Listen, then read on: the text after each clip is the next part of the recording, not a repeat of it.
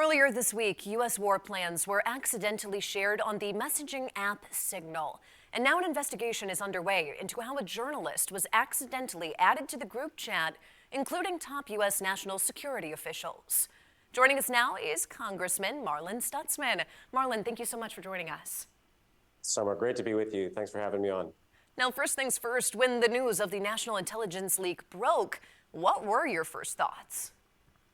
Well, obviously, we want to always make sure that our servicemen and women are always safe and secure, that our communication is secure. And so this was obviously something that our Michael Waltz has admitted that, was a mistake on his end, and he is addressing it. And, with more information coming out, the administration is going to be working through that. But I believe that President Trump is going to have his hand on the wheel through all of this and making sure that conversations are safe and secure, and that we're executing the responsibilities of the United States government, and that we know President Trump is strong on national defense, and he's always going to keep this country safe.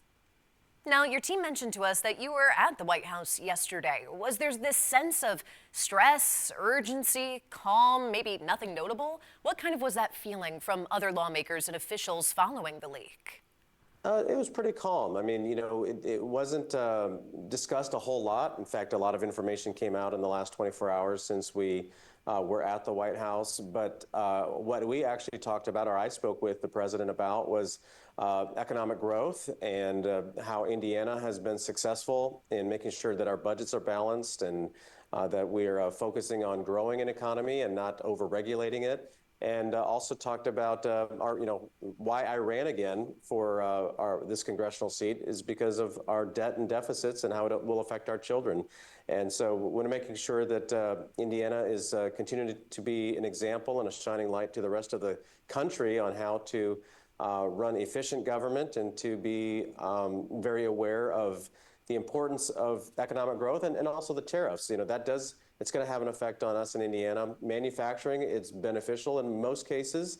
Agriculture, it's going to be a little more volatile. But we all know, as I talked with farmers this past week, that President Trump has the farmers back. He's going to make sure deregulation happens. He's going to also make sure that our energy supply is sufficient and is available. And also that trade options are also going to be on the table. So I think President Trump is going to help use the tariffs to level the playing field with other countries around the world, but he's also going to make sure that it's good for us here at home.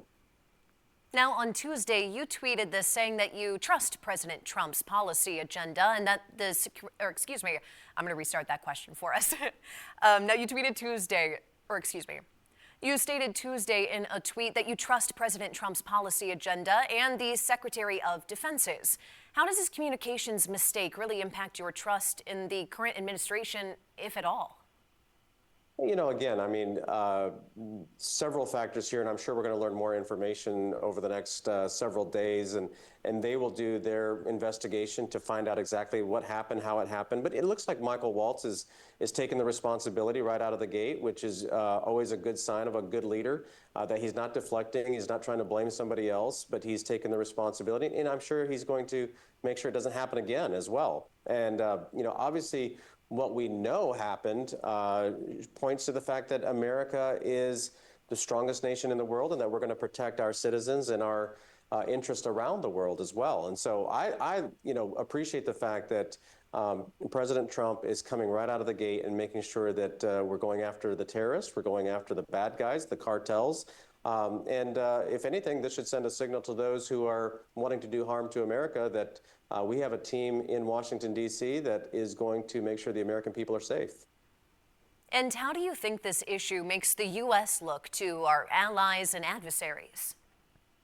Well, again, I think it's going to send a message that, if they got a little bit of insight on the conversation between our defense leaders here in Washington, D.C., that we've got our act together and that the American military is the strongest, most efficient, and is going to defend this country in ways that other countries don't. Look at what President Trump has done between Russia and Ukraine. There is a peace deal that's there. He's negotiated that. Look what's happening in the Middle East. President Trump has again bringing peace to that region. And there's an opportunity with Syria as well to make sure that Syria leans towards the West rather than towards Middle Eastern terrorists like Iran. And so, again, I think that, this is an unfortunate event, but at the same time, I think it all gives us a little bit of insight that the president and the team here, they know how to make sure that America is strong and safe. And with that insight, do you know anything on what the administration's doing to improve defense communications? Well, I'm sure that, there's already protocols in place, but this was obviously something that Michael Waltz has admitted was embarrassing and that it happened, and he's not trying to deflect. But I think that, we'll all learn a lesson from it to make sure, we know who's on the line. And this is the thing, too, Summer, is that Russians and the Chinese and countries around the world are always trying to leak into or spy onto American activities. So we always have to be on our guard and on our toes. And so obviously unfortunate error, but I know for a fact that President Trump, he has said over and over, and we know this for a fact, that President Trump is America first, and he is going to always keep our country safe. He is the strongest supporter of our military, strongest supporter of our law enforcement, and he's going to make sure that mistakes like this don't happen, and we're going to move forward, making sure that it doesn't happen again, and that the country is going to be safe, and we're going to continue his agenda. Now, former Transportation Secretary, Mayor of South Bend, and Navy veteran Pete Buttigieg went on CNN this week, insisting that Pete Hegseth be held accountable for this. Do you think he should be held accountable for the incident? Well, again, I think Michael Waltz has already said that he would, he's taken responsibility for it. So Pete Hegseth, I think, is going to be a strong Secretary of Defense.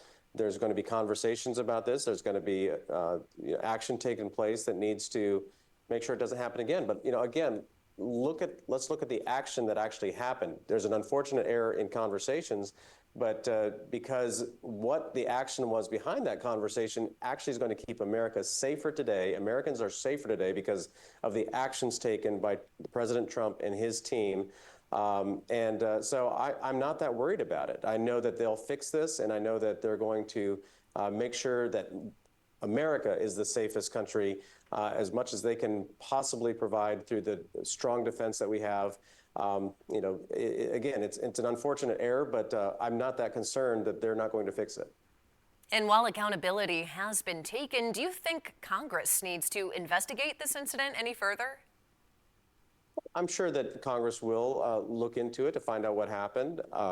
But again, I think that President Trump will be the one to make sure that it's fixed even before Congress has the ability to take action. And a lot has come out over these last 2-3 days. What is your message to your constituents who might be concerned about the unknown effects of this mistake? Again, President Trump is the strongest president that we have had in decades on national defense.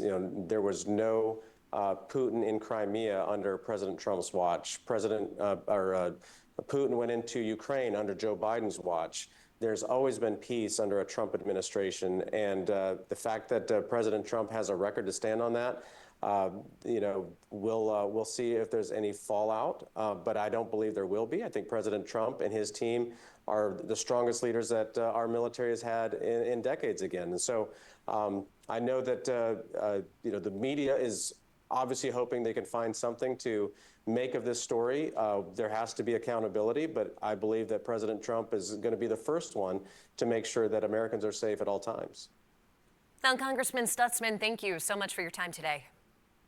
You're welcome. Thank you. And make sure to stay with ABC 57 News, both on air and online at ABC57.com, as we continue to follow the details of this intelligence investigation. In studio, I'm Summer Horan for ABC 57 News.